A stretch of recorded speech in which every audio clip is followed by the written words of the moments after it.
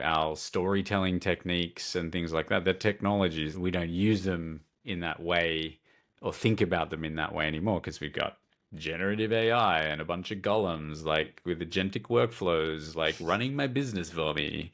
There's the technology of relationships and language and storytelling and breathing together and ways to co-regulate that we need to remember.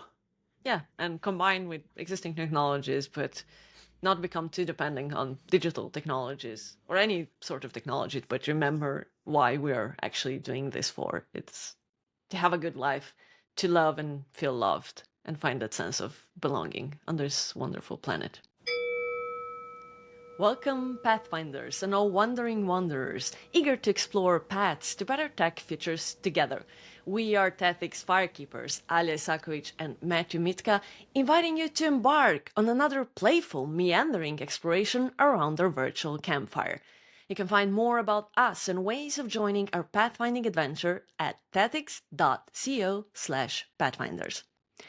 In this episode, we invite you to turn away from all the awful news and instead imagine how we might craft a different world together by sitting together in small circles and having conversations with people with diverse skills and backgrounds, by engaging in what we like to call collective future crafting.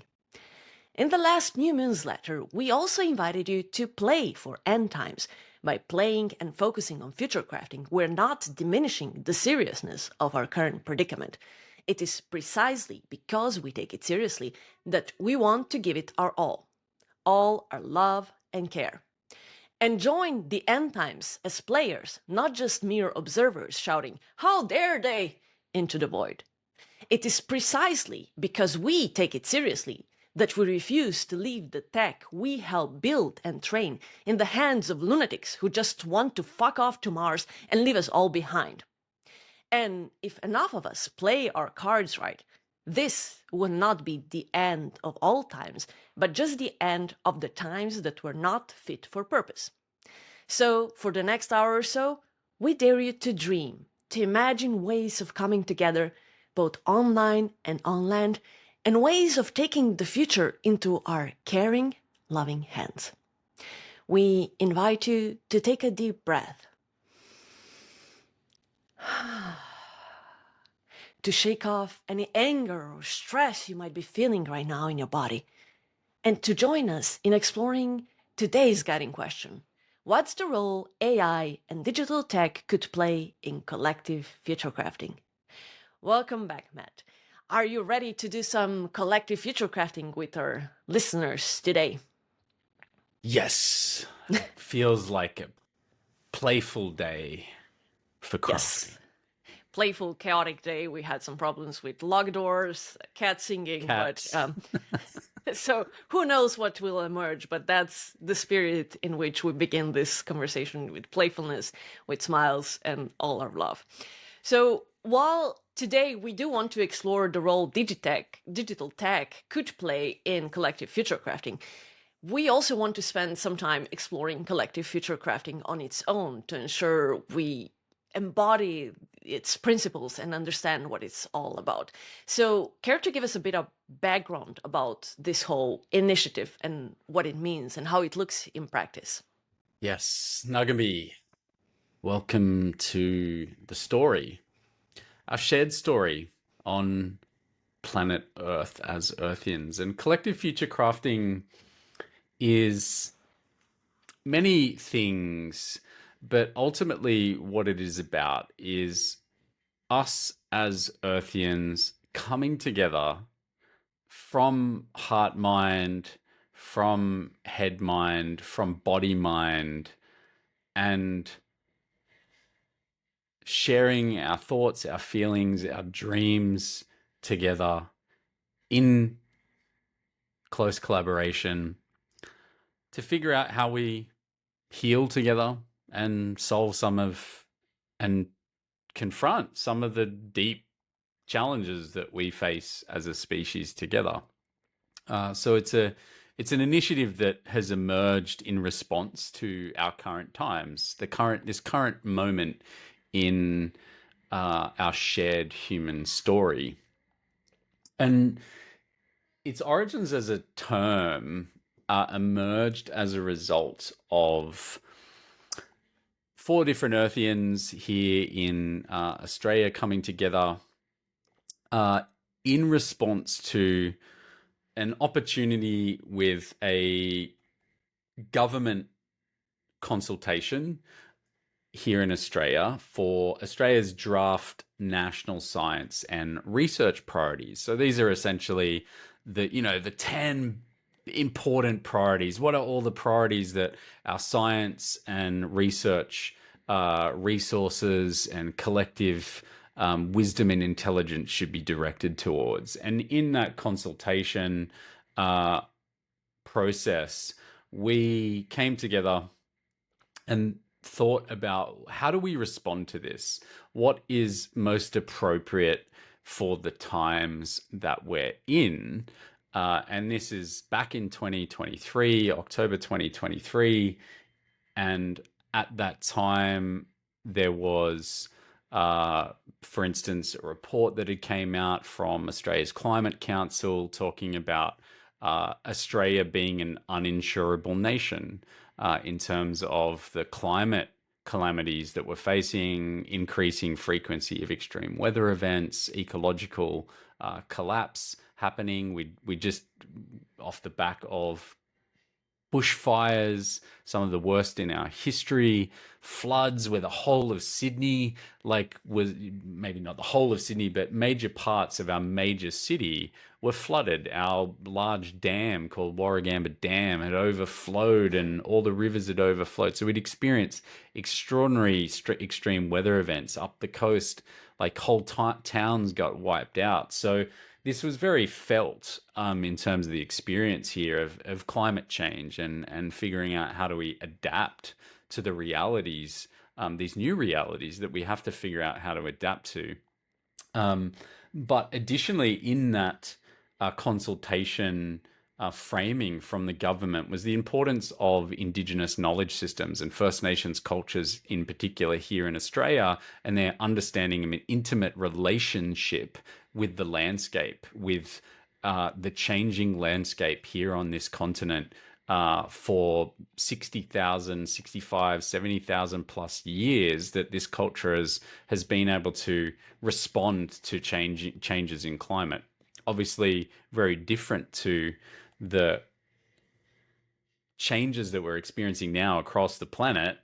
But so we'd come together and thought about like how do you think about this at different scales, from the micro scale being local community, local neighborhood, place-based change and adaptation, through to the meso scale where you're thinking about a larger bioregion, through to the macro scale of something like a nation or a set of nations that are collaborating, because essentially it was a response to figure out how we come together at these different scales to address the coordination of collaboration as a challenge, which I think is one of our big challenges, because we've got these issues that transcend boundaries at different scales. Like what affects me in my local community is actually related to actions that are taken place 14,000 kilometers away on a different continent. So we're deeply interconnected in terms of the decisions, and since then, and that was almost 2 years ago now, the framing of it has evolved and emerged in response to lots of conversations that we've been having, me and you, Alia, in a lot of the work that we do in Tethics, but also yarns with elders that I've been having in our local community here on Darawal country, and other people in the local community, random strangers that I talk to, like my conversations with my dogs in the yard, in my backyard with the tree, and acknowledging the deep relationship that we have to the living beings around us, not just humans, but all the other beings that are around us as well. So it's and that's the kind of background and the story related to this. And we've like, what does it look like in practice? Yeah, because There's we'll share yeah. the website, right, where you have a lot of information and some beautiful blog posts written with the theory and the philosophy, the wonderful philosophy behind it.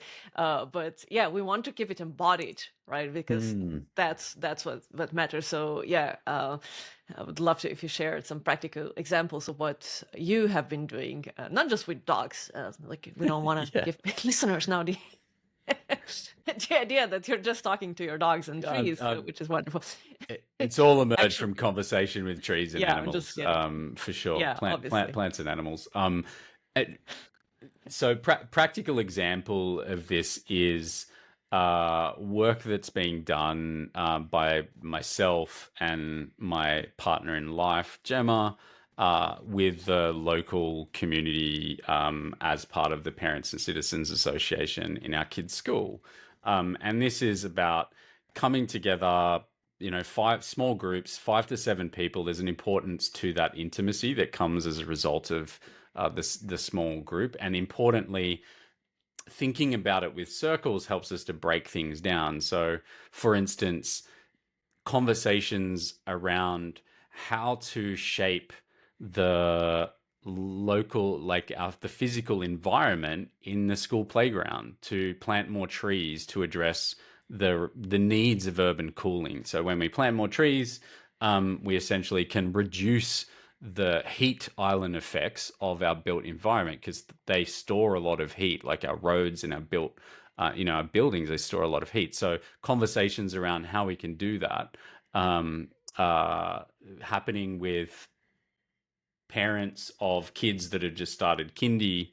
This is like 5-year-old kids that they've got just started the school, to the principal of the school, and having a conversation about, like, how do we do this together. So people coming together and figuring it out. So that's one example in the school. Others might be related to the circle gatherings that are there to support a healing process, like using sound and not just conversations, but storytelling that we weave about how we're feeling, how our body's holding all this trauma from living in the world in the ways that we do. Um, so techniques of bringing in sound and chanting and breath work are important parts of it as well, because there's the somatic processes that are required to release a bunch of trauma. Otherwise, we're just going to keep reproducing the same patterns that got us here in the first place. So, that shadow work that needs to actually take place can be done in these types of circles. Now, how that scales up, as an example, is conversations that we're having to bring these themes to life with our local government area. So these are our local councillors, our local politicians and bureaucrats that are involved in figuring out how to adapt to climate change realities, for as an example, through to connecting it to what's happening at the state level. And that's like a New South Wales arbitrary borders that we create, right? These are just imaginary borders.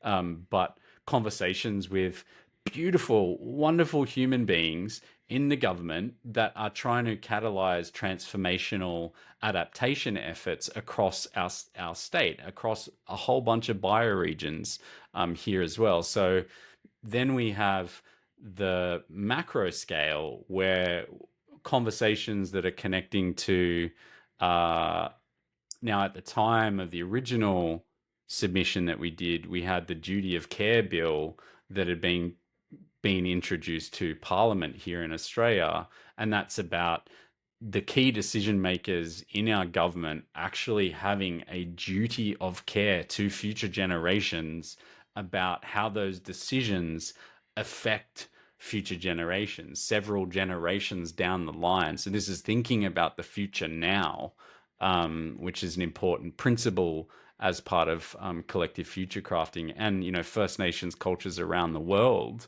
for instance, have this orientation. Think about, and acknowledge the ancestral wisdom 7 generations in the past to understand how you are, where you are right in this eternal now, but also 7 generations into the future. Currently, we've got a context of connecting this to that macro scale with a new bill that just recently got introduced into Parliament, called the Wellbeing of Future Generations Bill, which essentially reproduces a whole bunch of these recommendations that we had in our original submission, such as creating a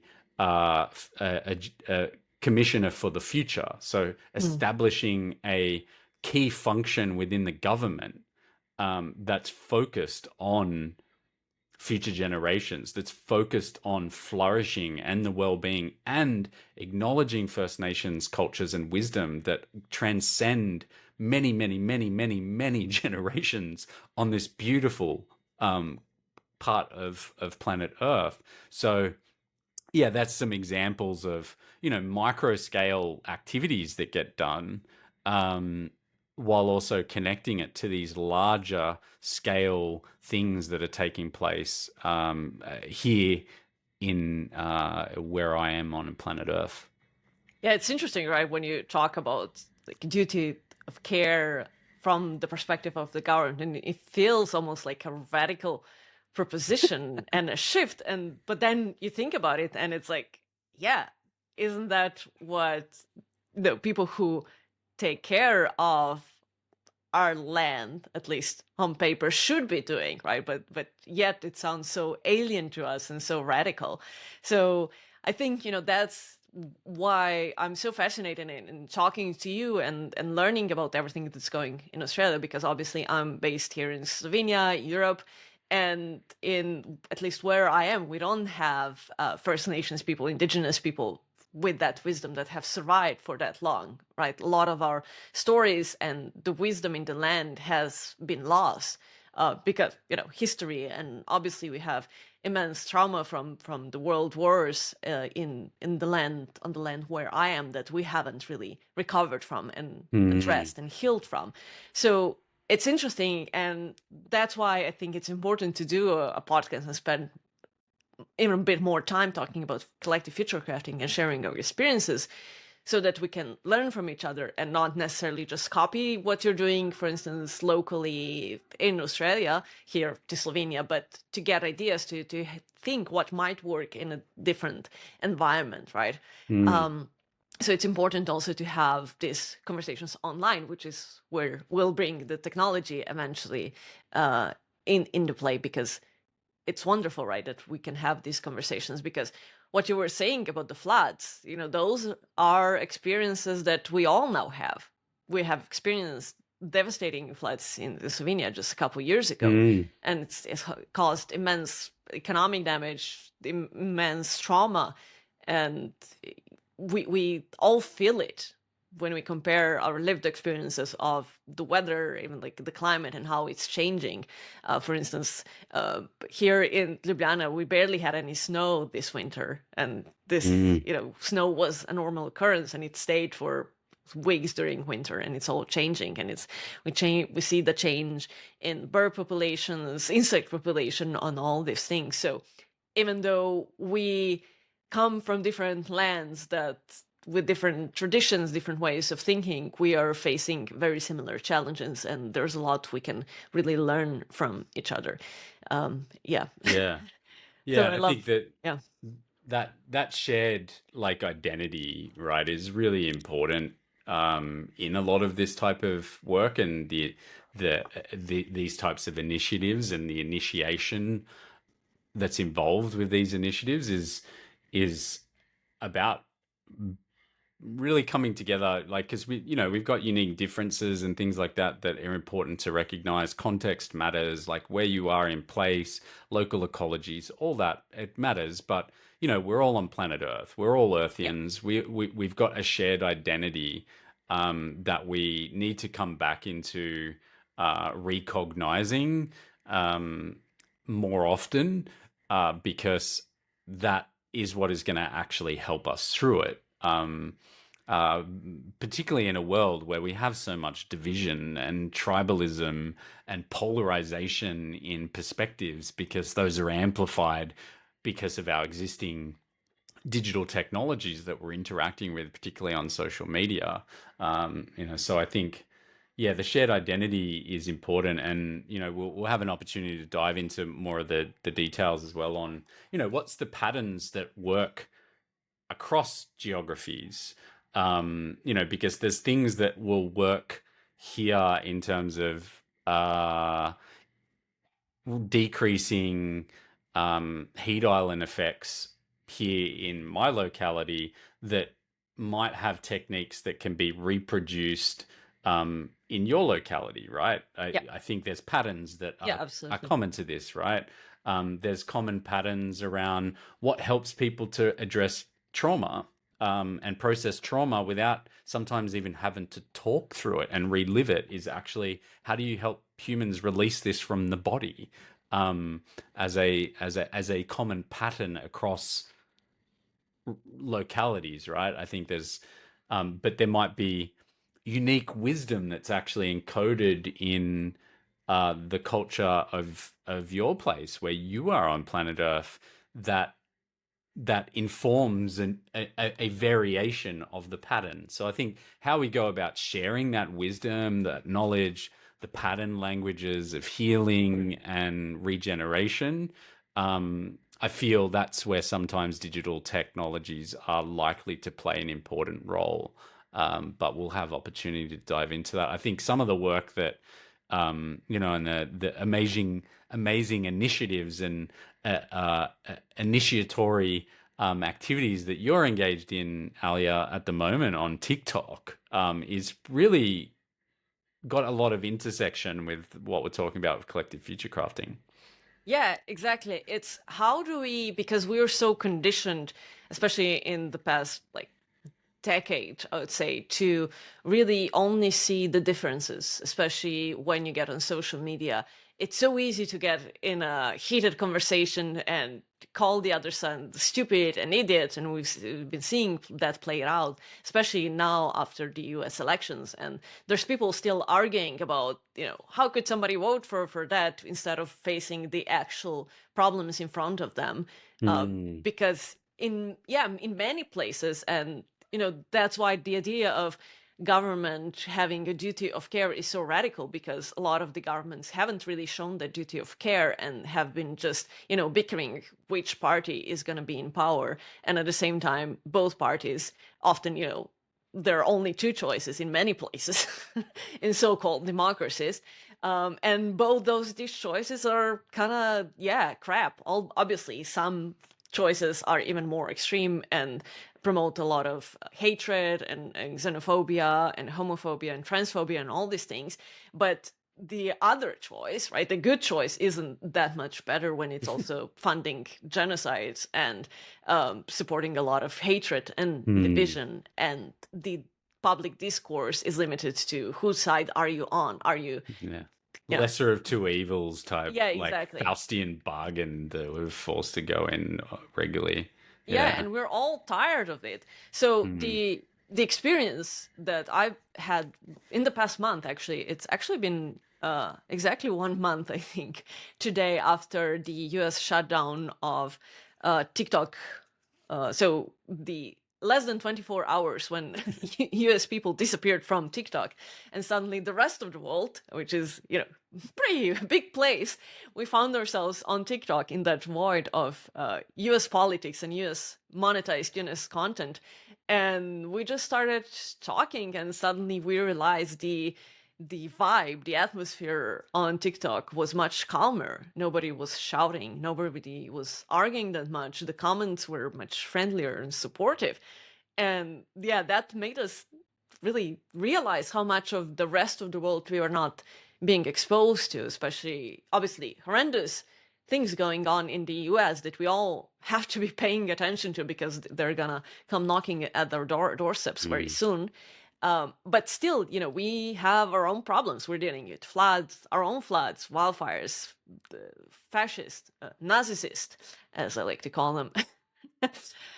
So many problems in our own home, but we will not be able to address these problems if we just keep shouting at each other and only focus on the divisions, instead of really coming together and figuring out how we can support each other and how we can help each other co-regulate our emotions. So on TikTok, after seeing that great algorithmic reset, as we sometimes call it, or the Thanos snap on TikTok, which was an interesting social experiment, we started carving out a space on TikTok under the hashtag World Talk, Global Talk, many other talks. So basically, rest of the world talk, where we have calmer conversations, and we also create longer videos where we just talk as humans without filters. We're not selling anything. We're not trying to influence people to buy something or, to engage. We're just showing up as people.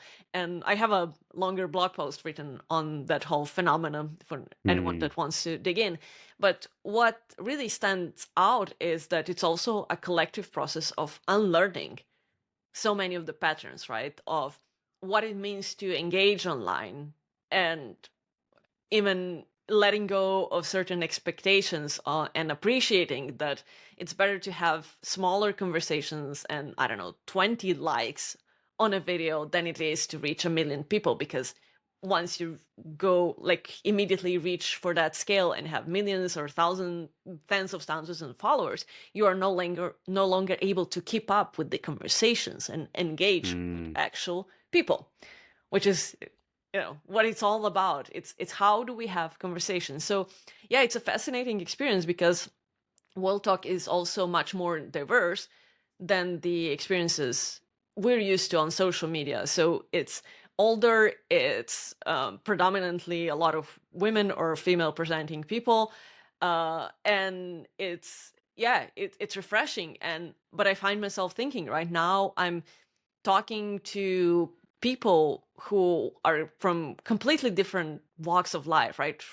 Living quite different lives. They're not techies, they're not in my bubble, they're not, they may be older than me, and these are people that also live in my neighborhood, but I don't have a chance to talk to them because it's so awkward, right? To have conversations with your neighbors and just invite yourself into your neighbor's home. But on TikTok, what we're doing is actually inviting each other into our homes, sharing what we're cooking, what we're thinking. Now we're because in Europe, we're all depressed in these final weeks of winter, right? And lack of vitamin D. We're sharing that. And we're seeing, even though we might have different views on religion, even whatever, it's all about accepting the diversity and not trying to impose our views on each other, but still supporting, right? And if you see somebody's video that maybe you're not interested or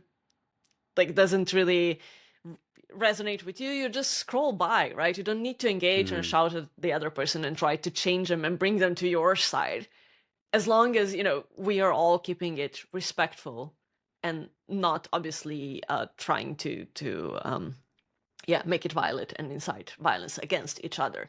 So it is possible, right, to have these conversations, but we have to unlearn so many of our habits and patterns in the process, and start seeing people as people don't want to start wars. They don't want to put tariffs on each other and go into, pardon my French, dick measuring contest. People don't want that. People just want to live their lives, to have a good life for themselves, for their children, where they can afford food, shelter, have a bit of fun, have a bit of playfulness, and a lot of love in their lives. That's what people want. Yeah, most people, that is a pretty consistent set of desires, right? They want to be able to feel good, take care of their loved ones, be able to, support themselves in terms of like, the food that they eat, they enjoy that, create art, music. Like if you kind of Yeah. boil things down, it's like if humans had the choice about the things that they would like to do, and most of it comes down to, quite pleasure focused activities, in terms of like relating to each other, laughing, playing, having fun, creating art. Our creative pursuits are really like an important process. Having sex for lots of different reasons, not just reproduction. Where we are, we are kind of the bonobos, Yeah. in many ways, right? So there's, But we're currently being led by chimpanzee. yeah, If we, chimpanzees and gorillas. yeah, Yeah, yeah. Although even if you look at yeah, the ways that our relatives, our kin, um, our hominid kin, interact with each other. That, yeah, sure, there's violence and things like that, and there's tension between like a up and coming silverback gorilla and the current dominant male in a group. That, for the most part, they're pretty peaceful. I think it's interesting with what's kind of emerged out of this world talk community on TikTok, is yes, despite your differences, despite unique perspectives, political opinions, and things like that, you're finding shared identity and commonality in just the reality of being alive, and like the subtle, small little things that you do every day. And there's something really beautiful about that simplicity as well, when we realize that we've got so much more in common. Like most of the differences are just artificial. They're constructions of culture and dominant ideas that have been programmed into us a lot of the time for our whole lives. That when we kind of distance, switch off, change the algorithm, or don't watch the yeah, news, don't engage with all that crap, and your focus goes to the smaller stuff and connecting and caring, and all of a sudden your energy's flowing to the things that matter yeah, rather and than the shit that doesn't. acknowledging each other, right, and saying to each other, "I see you, you matter. Mm, You're beautiful. You don't have to live this, be a billionaire and have lots of things. Like your life is beautiful. Like just you sharing the walk with your dogs and mm, listening to birds sing. Um, it's beautiful. And thank you for sharing that with me because it's helping me co-regulate at these difficult times. And we're not ignoring the very pressing problems that we all have, even in Europe specifically, lots of elections coming up that, yeah, um, are, making us easy to all get feel very, anxious with all that stuff yeah. But it's happening, like, right?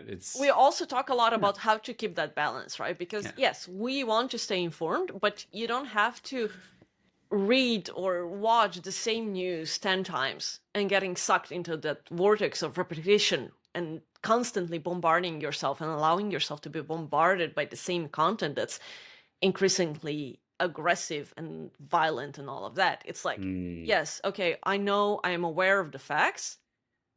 I've done, my job. I am informed. Now I need to co-regulate with fellow humans so I can allow myself to show up in the real world and think, okay, what can I do? Because I see so much of the mainstream social media discussion, especially on microblogging websites, like even Blue Sky. It's like, oh, how can they do this? It's illegal. They shouldn't be doing, like, that's not the point. They are doing that. Like, accept that is happening. So the question is not how can they do this? The question is what can I do together with others? What mm, is in my power to do? Because yeah, it's like where we put our attention really matters. And social media makes it way too easy to just channel all our energy or attention in just getting upset and forgetting to actually show up in the real world and do something. Although Yeah. I see that changing, right? That there's now a lot of calls for shutdowns, general strikes, even in the US. So hopefully, people are getting the message that just posting about it and being upset about it online is not going to solve our problems. If Yeah. anything, it reinforces the privilege and power that these tech oligarchs have, right? By Mm. spending more time on their platforms. So, Yeah. but instead, what we're doing on TikTok is we're making longer videos where we just talk about our lives, and people spend Cats and less.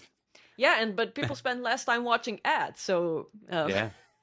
Yeah, that's a good point. Can you're using the term co-regulation? yeah, Maybe it's helpful to some of the listeners that aren't familiar with that term to just like actually describe what that actually means in terms of our like current predicaments in our nervous system and the responses and reactions that we tend to have.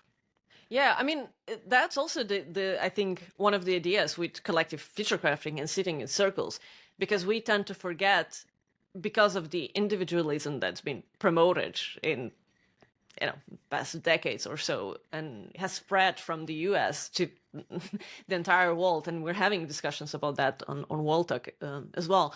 It's we are social beings, right? So we also we know of the concept of social contagion, where somebody that is in a bad mood shows up in a room, they can infect basically literally the entire room with their bad mood. And it's what basically, yeah, the tech oligarchs and the children that are currently in power, toddlers in power that are throwing all the tantrums, are doing by showing up. So how do we counter that? Because it works the other way. If everyone in the room is calm, breathing calmly, in a good place, that it can also be contagious and can help bring that one person who is having an awful day, right? It can help that other person calm down.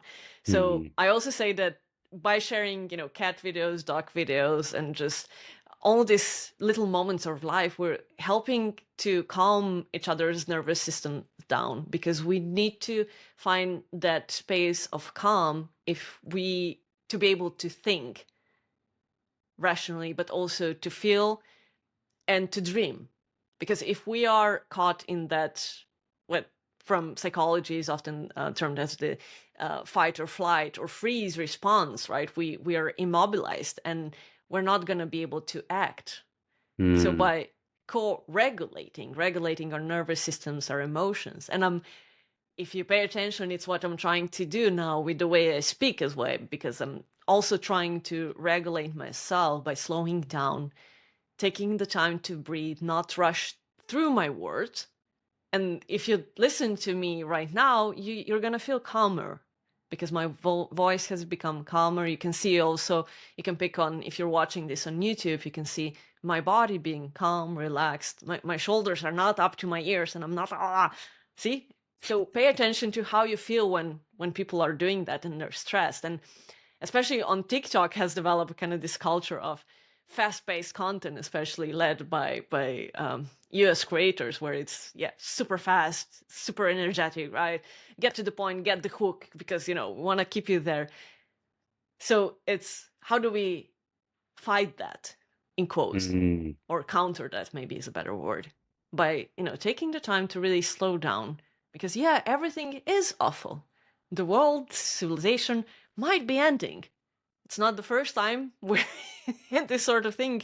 Maybe it's the first time where we have so many different forces playing together. So what we can do is help each other calm down, take deep breaths, and then create that space for conversations, for play, for imagination to emerge. And I think it's one of the core principles behind collective future crafting. And obviously, it's much easier to do that in small groups as well. I think size Yeah. also matters, because anyone who has had to have a speech in front of like 100 people or 1,000 people, how like that makes your body feel. Like it's very stressful. But if when we sit in small groups and we take the time to also build rapport and trust, that intimacy that can emerge in small groups, we're not having, it's not just about the words that are being said, but what you mentioned in the beginning, right? Those traditional technologies, somatic technologies of breath regulation, because we also sync our breaths, we sync our brain waves. We know that from science. Science is confirming what I think a lot of First Nations people knew a long time and have been trying to tell us for a long time. That Yeah. we're social being. That's what it really boils down to. Yeah, the importance of finding and attuning to each other, Yeah, and finding that calmer state where we're able to co-regulate and not be so reactive, because so much of our environment, so much of our modern life that we live in, we call it the rat race, like on the hamster wheel, and, got to kind of get to the next goal, tick the next box, get the next to-do list. Our technologies are designed to kind of really keep yeah, amplifying that deeply wired parts of our brain, like reinforcing um,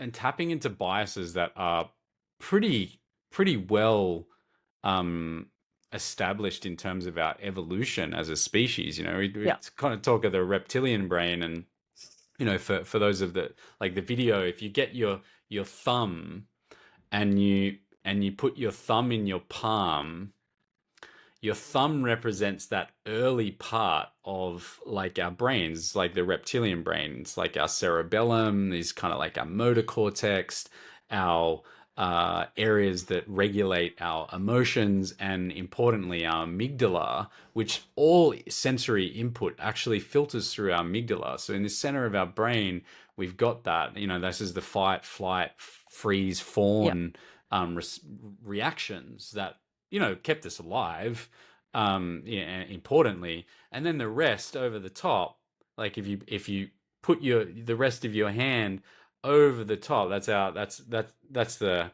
cerebral cortex over the top, right? And that's a simplified yeah. view But there's of also, it. this whole arm Yeah, this is that we all forget, this, right? Yeah, our which is the body entire body. mind.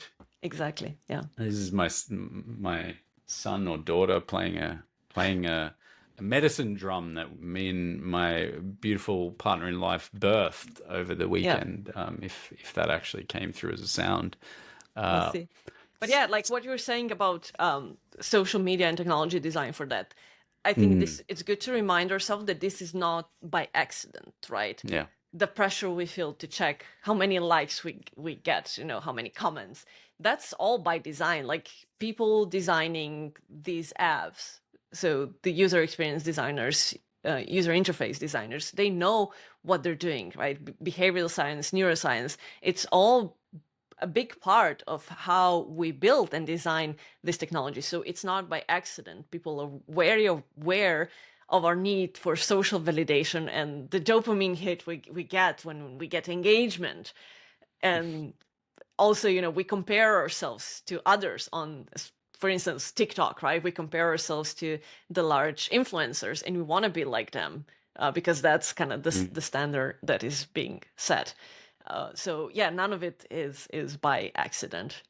yeah. The intention in Yeah, the design process of these technologies. I mean, we've talked about this in lots of other episodes as well, right? But you've got, for instance, the design practitioners and product practitioners and companies within the Silicon Valley region, within that area of high technology, that went to the classes of BJ Fogg at the Persuasive Technology Lab back in the late early noughties, and that those principles of designing for behavior change, were used to get people hooked, yeah, because we have these motivations, this desire to feel connected and belong and validate and feel heard. And when we get those responses, we get a dopamine hit. We get a release of these neurotransmitters like dopamine and serotonin that make us feel good. So we yeah, keep coming back. and that's intentional, absolutely, in the design of these technologies. And for those that aren't familiar with the books in this area, you've got BJ Fogg. He wrote a book recently, actually maybe about 4 years ago, 5 years ago, it might have been published, called Tiny Habits.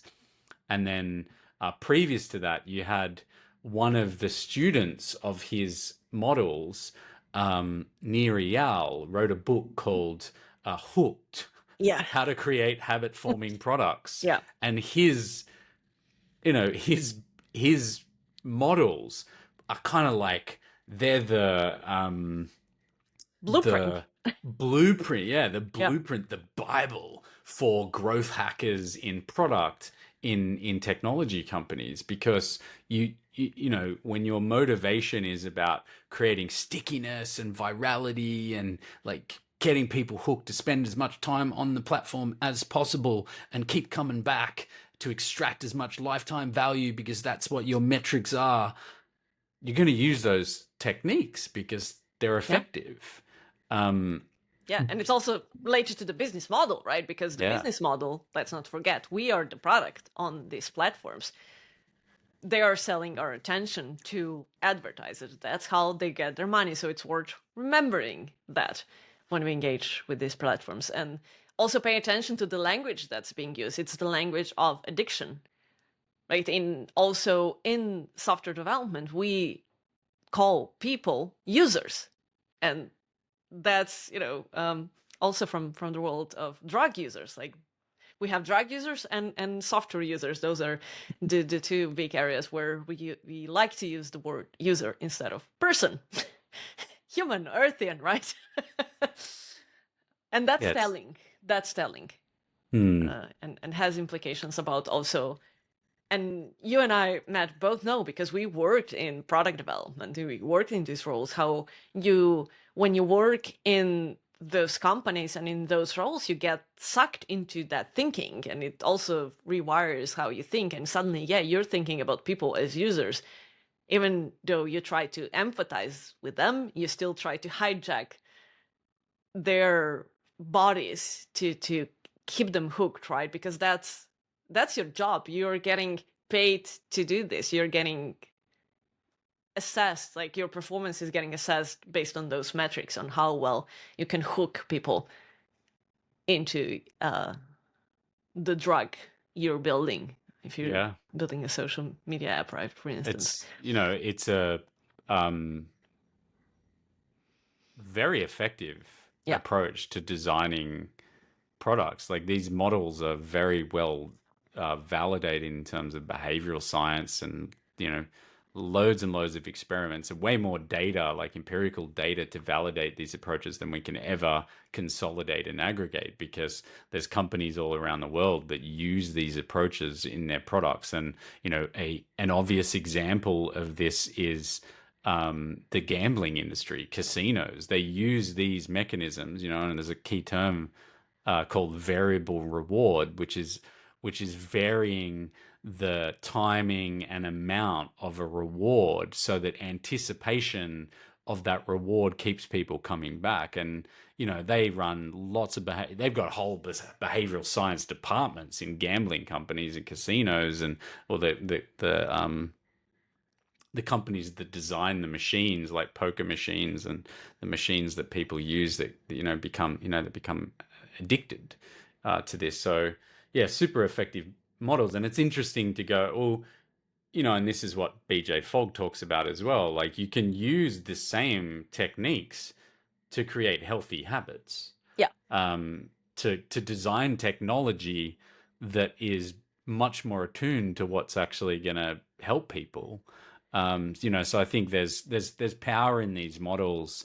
And rather than calling it the hooked model, we can draw on the work of positive computing from Raphael Calvo and Dorian Peters, who have done amazing work over the past decade in this area on positive computing and using self-determination theory to design for human motivation, to help people be healthier, as an example. Yeah.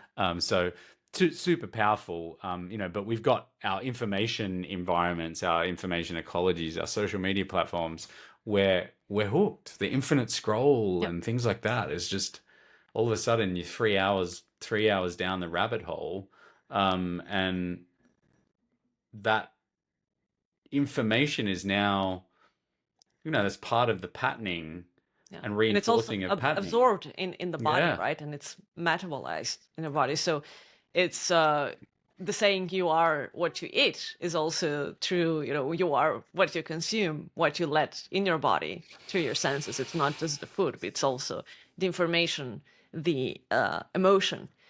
And yeah, a big part of self-determination theory of motivation is the relatedness, because again, mm, we are social beings. We need that relatedness, a sense of belonging.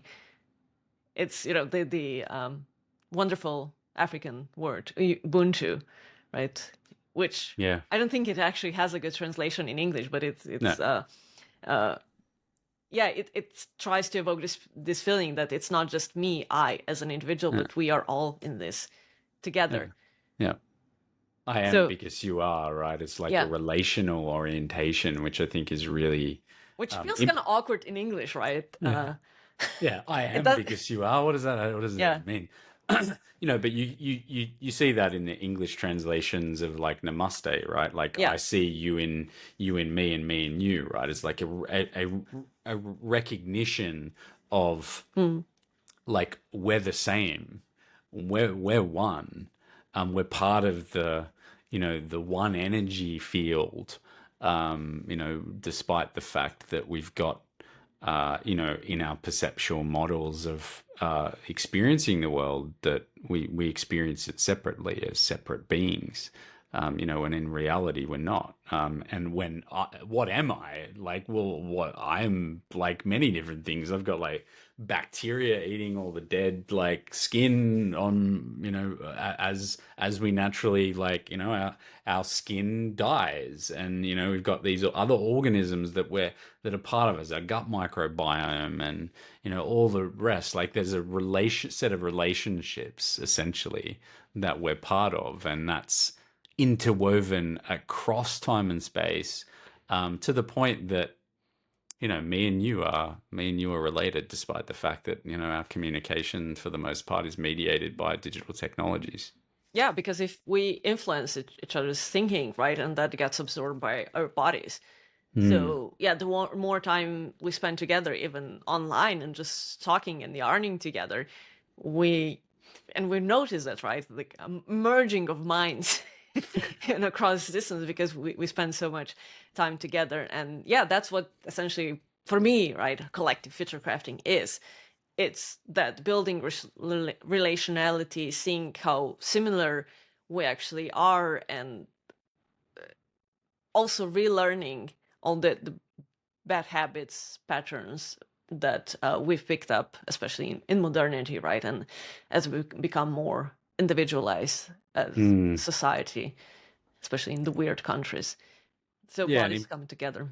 but bodies coming together, and I think there's the kind of paradox as well that we're dealing with, and you talked about it in terms of the co-regulation, the unlearning of patterns, the repatterning of different things, and actually recognizing um, patterns that we've kind of lost connection to, such as sitting in circles and sharing stories. Like, we've been doing that for longer than any other technology's been around. Like, that Yeah. was our main orientation as kind of evolving hominids.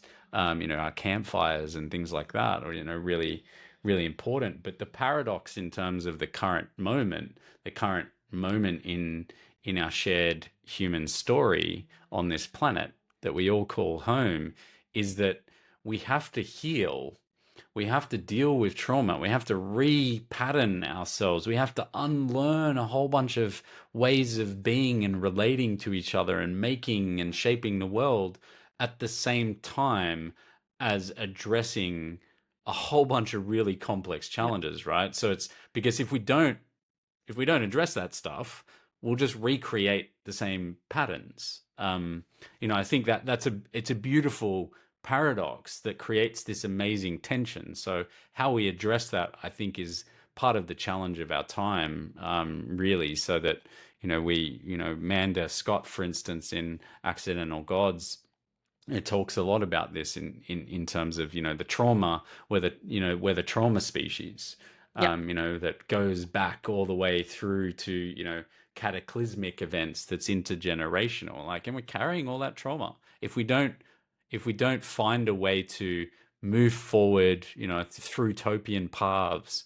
to shape a different world at the same time as helping each other to co-regulate and heal, we're not going to have much Yeah. chance. We're just gonna keep repeating the same mistakes, right? Yeah. If we don't do the hard work of dealing with our traumas and facing our shadows. So yeah, it's interesting, and the way we've been building technology, right? It's also been focused on helping the individual achieve something and greater efficiency, greater productivity, right? Again, focus on the individual. And even though we have some wonderful collaborative technology that allows you and I to talk together, we're also using Mural as our third external brain, right, to help us map all these connections as we talk and keep notes.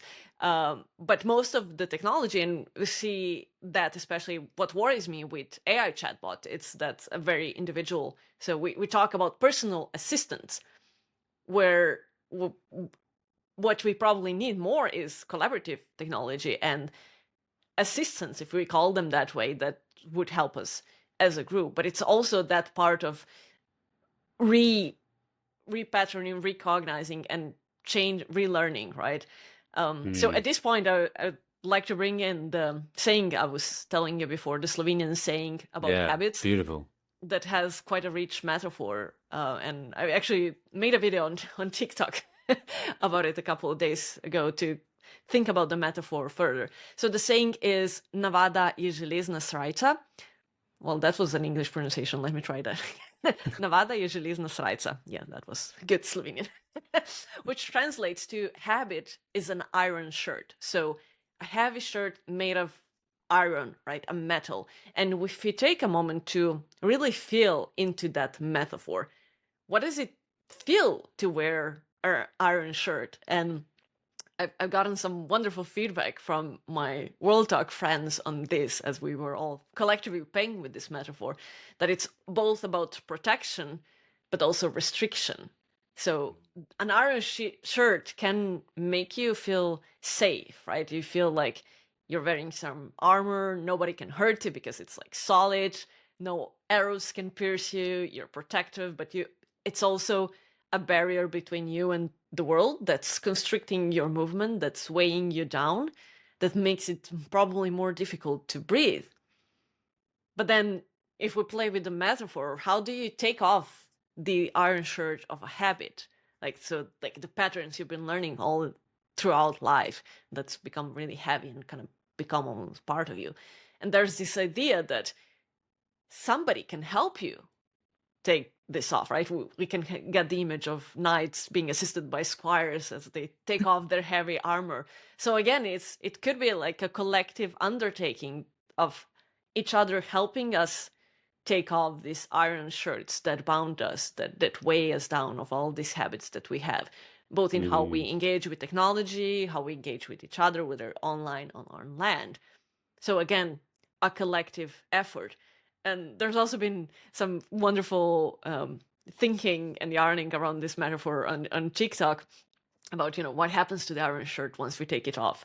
Does it get reused, recycled? Do we use it for something else? How does it get built in the first place? And I started imagining almost this forge, right, that we have in our communal village, and that we then reuse this iron for something else to build something that serves us better. But obviously, there's also this aspect of changing habits, right? And what we've been talking, relearning, recognizing, that it can be a painful process. That's why people don't like doing it. So if you're used to wearing all that weight on your body, when you take it off, there's this moment of disorientation, and you have to learn again how to move your body without the extra weight, which is all useful to reflect on, right? Because now the climate crisis, so many like problems in our world are forcing us or ripping some of the iron shirts off our backs, and we don't have a good replacement. And if somebody forcefully does that to you, how does that feel like, right? It feels like an attack. It feels like you're naked, you're exposed to the elements, you're without the armor you've built throughout your life. And what do you do? It's an uncomfortable moment, and we have to also embrace these uncomfortable moments and discomfort of facing the iron shirts of habits and ways of thinking and ways of interacting with the world are no longer serving us. And it's that, process of letting go. Letting go and releasing that weight. Yeah. Of it's a beautiful metaphor, and I love the way that you've played with it, and the people on TikTok, this kind of really diverse, beautiful community that you're interacting with and relating to on through TikTok. These beautiful Earthians that are playing with this metaphor as well. I think it is really powerful thinking about it, as that armor, and like we wear armor. The habits that we've created, they're defense mechanisms, they're protection mechanisms that we have to protect us from a world that does not fucking care about you, your well-being, what matters to you. Like, it's not, it's our institutions, it's our systems, it's our ideas that have formed, whether we talk about like politics, and we started this conversation talking about duty of care bill, and duh, like shouldn't our like politicians like literally have a duty of care to the people, the constituents, the citizens, the people that they're meant to represent? And the reality is that that's not how it's been fucking set up. So we have to wear armor. We've created all those habits. So but taking it off, like we're exposed. Like how does it feel? Like I'm naked, I'm vulnerable. Yeah. I can't protect myself without the hard shell to protect me from a society Myself and others, yeah, right? Also, yeah. like my loved ones. How am I going to protect my loved ones if I don't show up as a warrior in this world with heavy armor? Yeah, how does one show up as a warrior?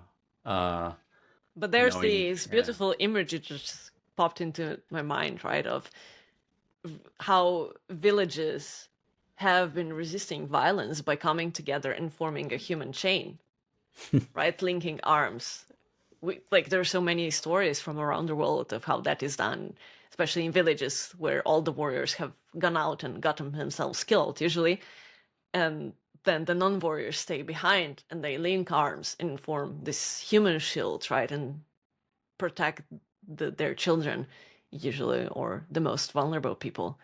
So that's the alternative to each of us wearing this heavy armor is all of us coming together who want to live on this beautiful planet Earth instead of escaping to Mars or some other fantasy world.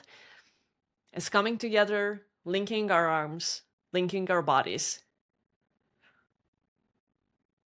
And that is the alternative, right? Connection. Yeah. And also in collective futurecrafting circles, something we haven't touched upon yet is the role of a guide.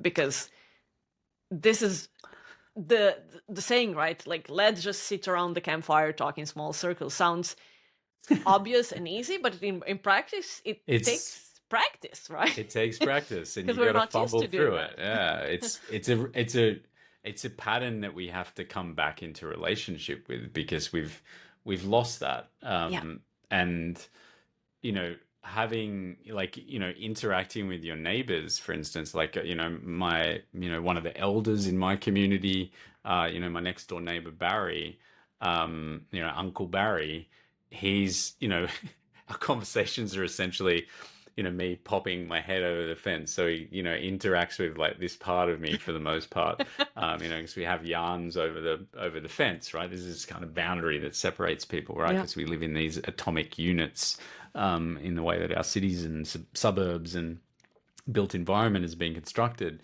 But we've lost that ability to actually have, I think the bidirectional, or what I call the dyadic dance, the two people dancing in circling and conversation and sharing experiences, where we're got more comfort with that. But as soon as it goes, okay, the triad and, up to like a heptad and, it's like 5 to 7 people, um, we struggle with that. Yeah. And I think as soon as and there's the importance of the structure of the circle. I think it's hard to mediate it online because you don't get the same physical. As soon as like, if I contrast, I'll give you an example. If I contrast my classes in my MBA program that I teach on AI and business transformation, where they're square tables, Yeah. to circles and people sitting around in circles, completely different, right? It changes the psychology, it changes the way that people relate to each other. So the circle pattern is important, but at the same time, like you said, we've lost a connection to that pattern to some degree. So we have to kind of fumble through it, and we need a guide, we need a bit of structure, and that, like, we might talk about like a talking stick, where, in wisdom traditions, wisdom cultures, you might have a physical stick that, goes around, and people, that gets passed to the next person. So everyone gets an opportunity to share, and deep listening takes place, because the person that's sharing and orating a story, it's their time to use their voice, and it's everyone else's time to listen through their body, not just their ears, or a tobacco, common practice, like pass the tobacco and, serve that ritual purpose. So I think, what is the equivalent of that in context? So some of the work that we've been doing with circles, like, we literally use a talking stick, and sometimes it's like, ask people to bring like a totem, and then everyone shares a story about that themselves, and then collectively you choose one that's going to carry the story around the space. So I guess in the digital sense, like when it's not human bodies face to face, heart to heart, in place, on land, what role does tech play in helping us to do that? Yeah, especially tech that's not been built for real collaboration. Like, because Zoom as an environment, like if you're contrasted to like, it's a square table with spikes probably built on the side. Like, Don't get too close to people. It's like just as uncomfortable, right? It's not built like a circle. So I think when we start talking about this small group conversation, and I've seen that at events where I suggested to bring in conversations, is people want to suddenly control the experience, have everything by the schedule, and the way we're used to doing things like that, right? Meetings, and have them last 1 hour, because like 1 hour is this unit of time that fits nicely in our calendars, and we understand because of the clock, the 24-hour clock, right? So it's all this architecture, whether it's built in the software or how we think about time, that then constricts the practice of conversation. And it's all of the things that we have to challenge, because we see a lot of similar initiatives, like collective futurecrafting. Obviously, it's not something entirely new. It builds on a lot of previous stuff, a lot of traditional technologies, but a lot of similar initiatives get stuck in what you wonderfully call the train the trainer loop, because they want to, train the trainers, the facilitators in a certain way to preserve that control and to give that person a badge of saying, yeah, you can lead this because you follow a certain protocol procedure. But a good facilitator can adapt to different situation, context, to different bodies, right? And not necessarily follow a procedure. Obviously, there's a lot we can learn from, having artifacts that support the process, like you said, with the talking stick. Maybe we can build that in software as well. You can, maybe each of us has a different talking stick, right? We just pass it virtually along. There you go. See, my octopus turned into a what? What is that? This is a fidgeter. See, an octopus turned, a plush octopus turned into future. The magic of technology, right? And now it's an octopus again. So we can do things like that, and allow people also to self-organize and in the moment, and take the time to develop the skills. But obviously, the question emerges, and especially as we've been exploring AI, is where might AI be used in this process to facilitate the process? And there are several interesting tools that can help conversations. And for instance, like Polly's Decidim is like an interesting platform as well. Cortico is a company that's developing an interesting tool for what they say community-powered understanding, where they basically record conversations and then have AI summarize that and extract the common threads and themes.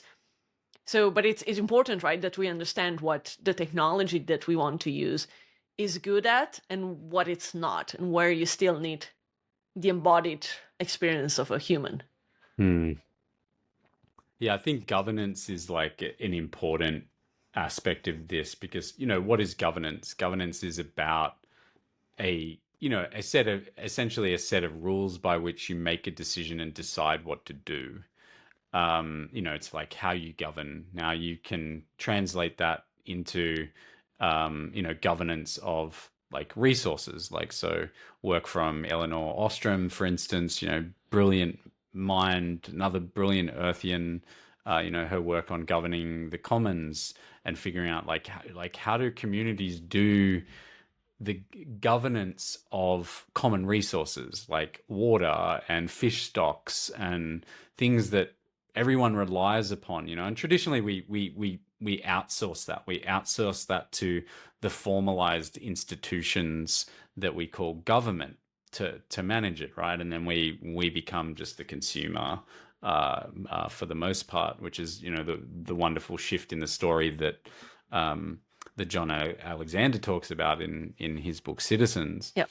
But we need governance. We need governance protocols that are appropriate for the challenges that we have. So, like, for instance, collective future crafting has drawn inspiration from sociocratic methods of, using a decision by consent, where, everyone kind of has to consent to a decision, or using what's called lazy consensus. So if someone goes, oh, hey, I think our circle, let's put some energy once every lunation period, once a month, into planting more trees, and let's get together.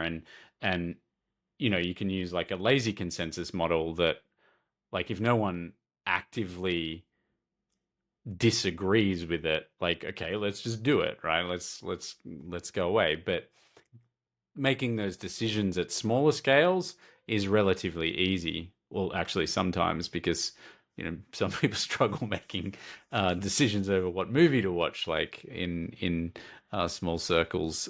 Sometimes, when we're talking about larger scales, when we're talking about hundreds of people, thousands of people, millions of people, billions of people, what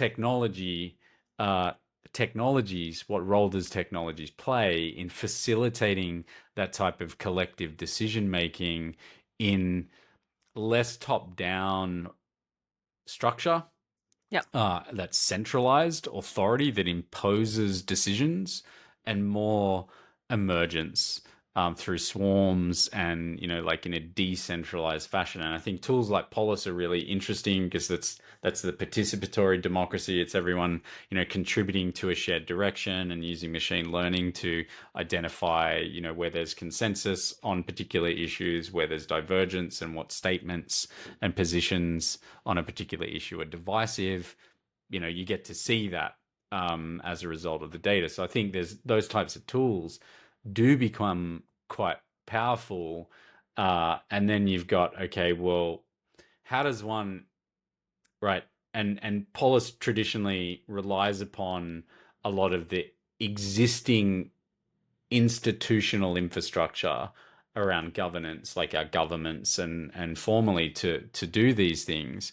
Whereas what we actually have to figure out is how to do it at, like, how to align perspectives, support emergence, like the autonomy of a circle, of a small group of people, while it not getting chaotic. Like, so designing for emergence, and designing the conditions for emergence becomes like one of the challenges of governance in that scale. Because I think the reality is, and anyone, this is my perspective held by many people, that our current institutions are not capable of dealing with the challenges. They're just not, like, for lots of different reasons, systemic, corruption, regulatory capture. Like, they were never designed to manage the commons. They were designed to extract from the commons, and create wealth for the wealthy class. So yeah, I think there's the role of those technologies in, like, facilitating governance at different scales. That's really important. And what does it look like for, I don't know, like a social media technology like TikTok, like, to facilitate some of this stuff as well? Yeah. I mean, it's important to, I think, not take technology too seriously, right? To use technology to augment, like, with things that humans are not that good at, and but not, build our actions entirely on the technology that we have available. So if we're talking, for instance, specifically about AI and the current generation of AI that we have, it's good for summarizing and processing large amounts of data. It's used for helping us to capture, process. It's even useful for brainstorming, guiding questions for facilitators that maybe don't even have that much experience. So it can assist a lot of the collective future crafting process, but we must constantly pay attention to how and when we use it, right? So we don't fall in the trap of changing the way, like, doing what we do to fit the technology, but instead of, like, how can we use the technology that we have to fit what we want to do in our collective future crafting practice or circles, and maybe, yeah, get ideas for imagining and building different types of technology, because there is a lot of different ideas, right, that are not just mainstream platforms like the Meta empire, TikTok and others. And there's an interesting so experimental book that Vanessa Andreotti, the author of Hospicing Modernity, recently released, right? Burnout from Humans, that explores this idea of maybe what it means to interact even with generative AI chatbots from a different perspective, from a perspective of relationality. And yeah, it's a useful exercise. I'm not saying, I completely agree with the approach taken in that book, but we need to be playful. And I think, I love that you've been encouraging your students in your MBA class to be more playful in how they think, because we are in a time of transformation, both personal, business, societal transformation. So it's important that we stay playful and not wait for a government or a technology to save us, because I think a lot of people have fallen into the pattern of waiting for that savior for the hero, right, for the Avengers or whatever to come and save us all. But yeah, like I said in the beginning, taking the future into our own hands, using the technology we have, but mostly connecting with each other and building that relationality and helping each other co-regulate our emotions, so we are, even though like it feels like everything is falling apart, we are able to stay in that calm state where we can still imagine different things instead of just Hmm. buy in and obey in advance and fall into the trap of, oh, it's inevitable, that's just the way it is, game over, let's just, you know, make the most out of it. Which is, what a lot of people are doing right now, just ignoring and not wanting to face what's going on and how critical a lot of the situation has become. Um, Hmm. but yeah, Yeah, I the think best cure for anxiety is action, often, right? yeah, I mean that's the active hope Yeah, lens of this is that active hope is having hope about the future despite the overwhelming circumstances and sense of the impossibility of things getting better, right? Despite all odds, because you take action, because you relate to each other differently, because you do the small things that you can. That helps to bring active hope. I think if it's so easy to get trapped in like everything's falling apart. There's nothing that I can fucking do, and that's disempowering. yeah, And our media environments and stuff that cultivates that perspective. And we're wired to do that. We've got like a bias, as we were talking about before, like our brain is designed to protect us. And we've got an orientation. It's called our negativity bias to like ensure that like all those threats and stuff are going to be managed. But it also works against us, like in our current environment where we see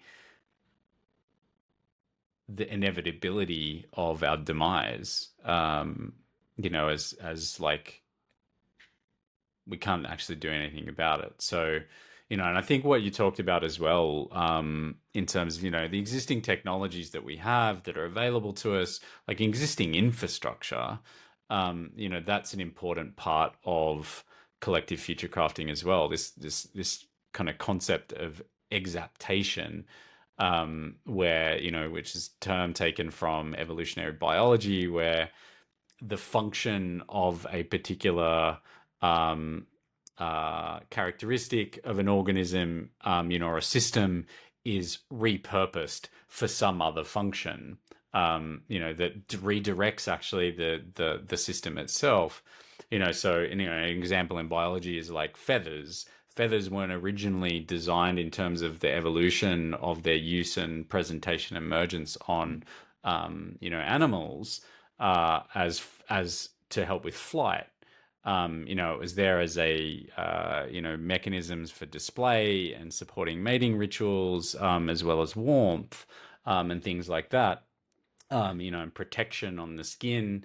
And they were kind of reoriented towards being used for flight. So we can use our existing technologies that we've got available to us, reconnect with lower tech stuff as well, yeah, right? Technologies of consciousness, technologies of like the somatic technologies that help us to process information through our bodies and relate to each other differently, listen through our bodies, engage in rituals that help elevate like our sense of awareness of self and connection to the larger whole. Like they're important technologies as well that we can repurpose for new ways of relating, being, crafting, and doing, in the world. So I think exaptation also, not just our digital technologies, translates to the focus on existing social infrastructure in our yeah, schools.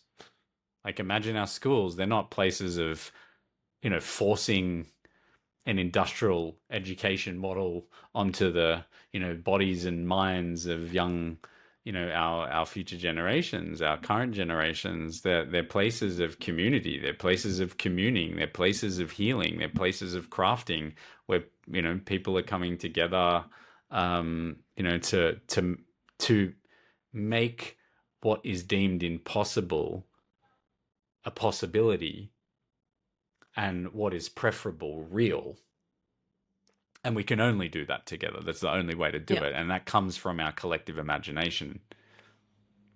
Yeah, I'm reminded of what Audrey Tang talks about in the way she talks about the change that they made possible in Taiwan. And obviously, she talks a lot about technology, but in the conversation that Amanda Scott had with Audrey Tang on the Accidental Gods podcast, what stood out for me is the role education plays, right? And giving, especially young people, this sense of agency that they can, or almost permission to come up with new ideas, to become active citizens, if you want, if you connect with the work that John and Alexander is doing with the Citizen Collective, even though a lot of those terms are obviously very colonial and originate in old ways of thinking that maybe we need to compost at some point.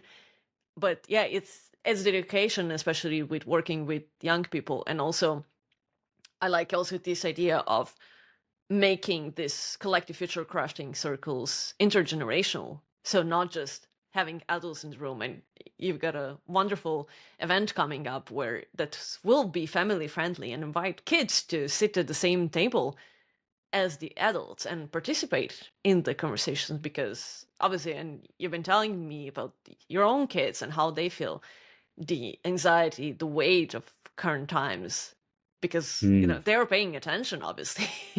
um, Yeah.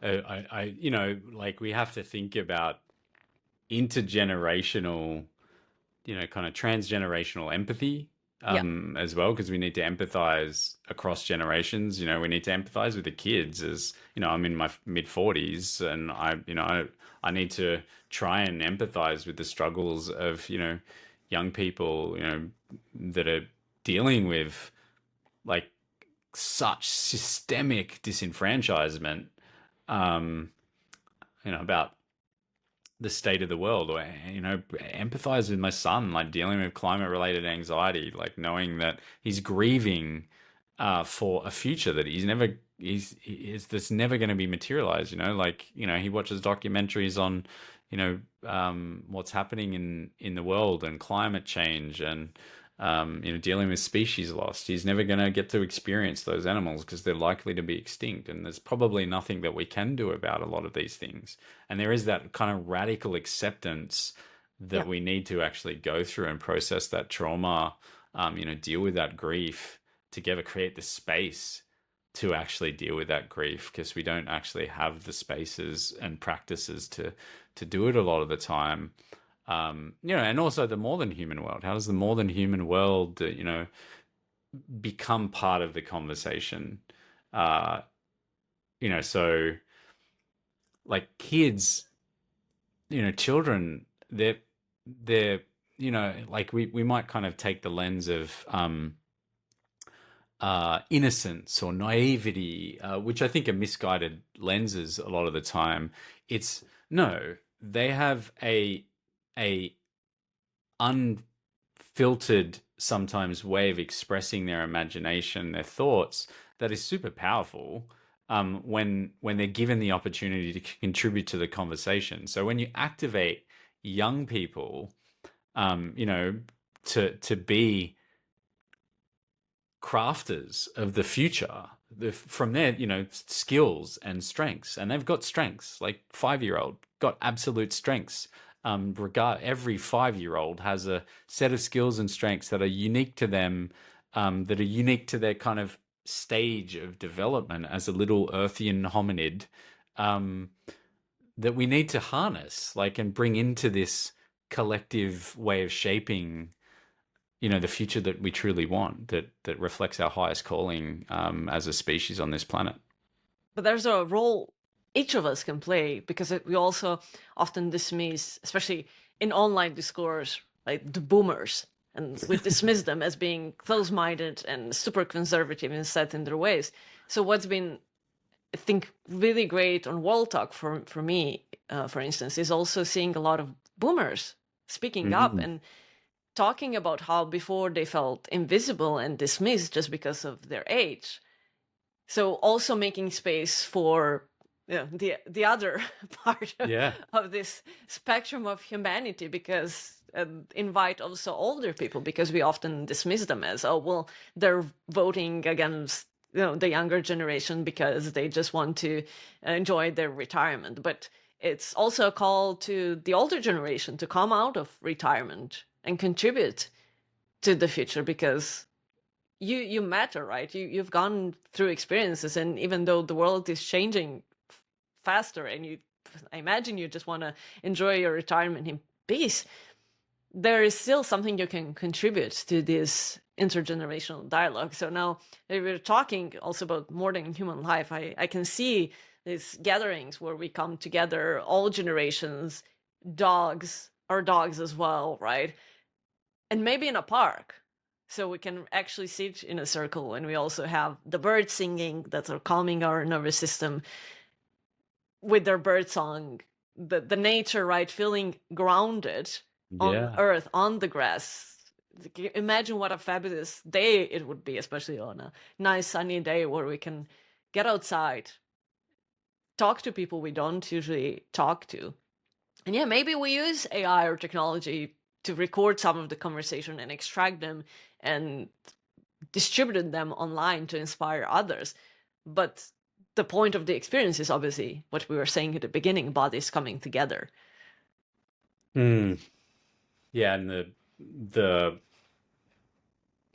transgenerational, intergenerational like crafting of these stories, you know, like from my experience in doing this work,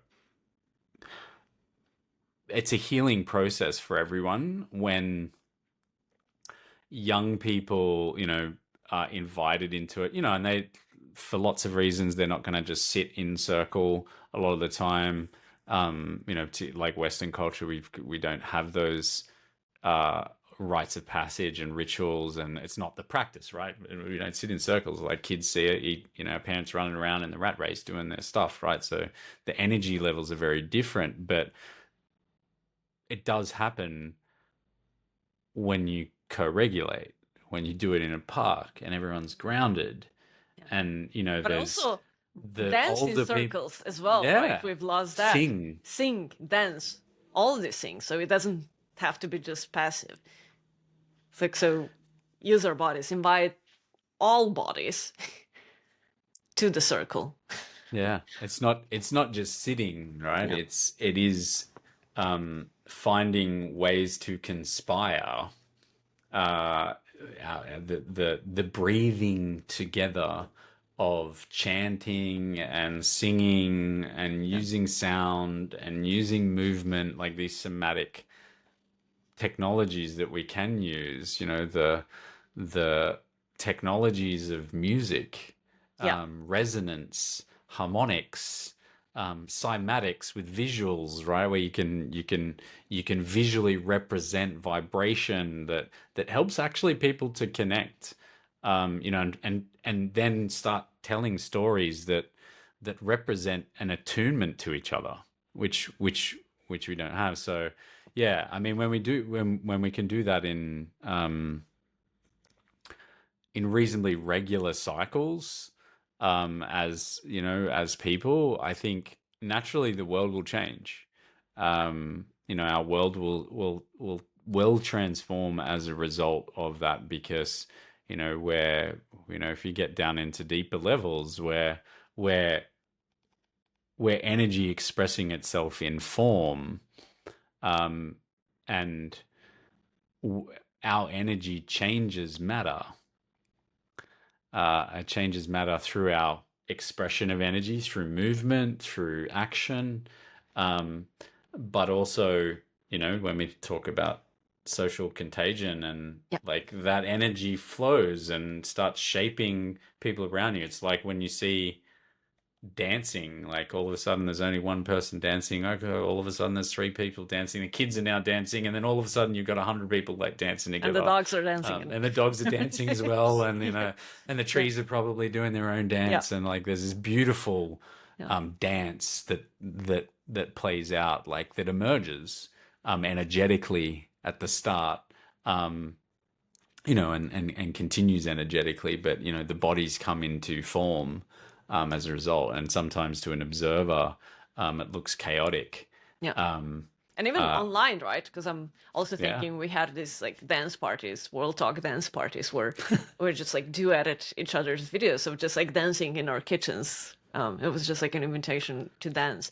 And it's also online technologies can also be more inclusive of people that maybe are bedbound for whatever reason and cannot join or don't have easy access to that on land, right? So combining all these modalities and being playful with different technologies, with different movements, with different ways of synchronizing and co-regulating is what we've been talking about.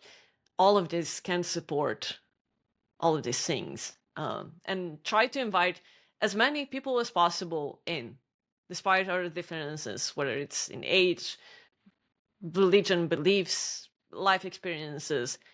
It doesn't matter. It's just showing each other that there is good in the world, right? Reminding each other that we're not alone, and that most of us actually want to stay here on planet Earth and have just a good life, right? Where we can be creative, where we can dance, sing together, where we can have good food, good conversations, and just be people. Yeah, learning to be human beings together. Yeah. Where we're still going to fumble through that in many ways. I think in the role of technology is going to be in definitely, playing some role in supporting collective decision making and governance. Like we got to figure out how to do that. Storing information, enabling communication, and representing patterns that worked in my locality versus your locality.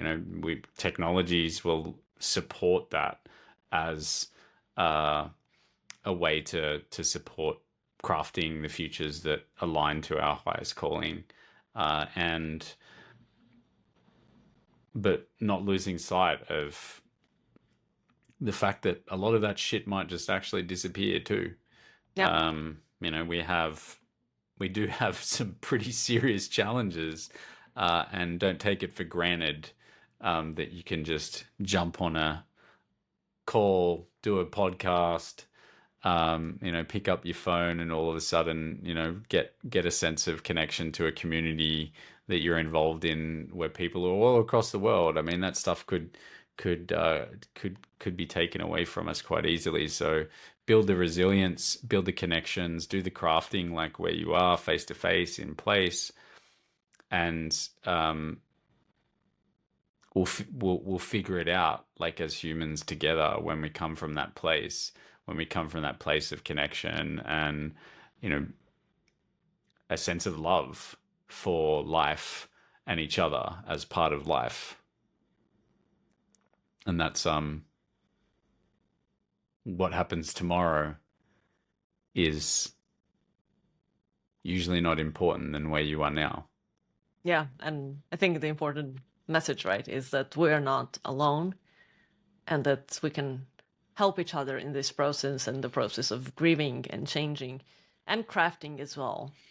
So we can help each other take off the iron shirts of habits, repurpose that iron for something better, and come together as bodies.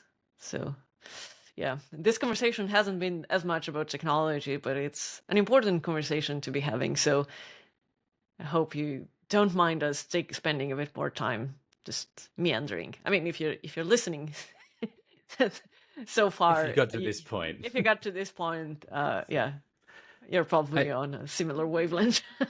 I would say we're talking about technologies. We're just Yeah. talking about technology, technologies that we don't necessarily think about as technology. Our storytelling techniques and things like that. They're technologies that just, then we don't use them in that way or think about them in that way anymore because we've got generative AI and a bunch of golems like with agentic workflows, like running my business for me. It's not, there's the technology of relationships and language and storytelling and breathing together and ways to co-regulate that we need to remember Yeah. as well. Yeah. And combine with existing technologies, but not become too dependent on digital technologies or any sort of technology, but remember why we're actually doing this for. It's to have a good life, to love and feel loved, and find that sense of belonging on this wonderful planet. Beautiful. Any final words of wisdom that you want to add? Any final breath you want to share? I love you, whoever you are listening. You are part of me. We are all part of the same energy on this planet that we all call home. And if when we see ourselves as that, when we can feel ourselves as that, as this one breath, one earth, we feel more empowered because we're not alone, and that is the truth. And I hope that when we feel that love for self as a reflection of the world, of each other, that we can craft a different story, because the future is not written, it's crafted together. Wonderful. I think that says it all.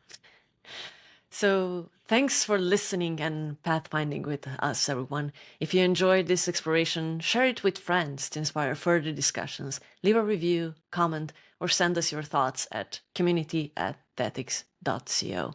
So using technology to support our collective future crafting, not to replace it. We're always happy to hear from you. We would really love to hear your thoughts, feelings, whatever comes up for you when you listen to our conversations. And we're also extremely grateful for our paid subscribers on Substack who are able to support our work financially. We hope to continue collective pathfinding, future crafting towards better tech futures, and every bit of support, whether financial or algorithmic, helps to keep us going. And even you just listening to our yarns means a lot to us. We also invite you to embrace the lunacy of tech with smiles and love by subscribing to the Pathfinder's new newsletter and joining our next full moon gathering. We sync our monthly reflections and gatherings to the lunar cycle as a reminder of our place in the universe and a commonality we share across time zones and places we inhabit. Pathfinder's podcast will return during the next waning moon. Until then, create space for play in your life and be mindful about the seeds of intention you plant and the stories you tell. There's magic in both.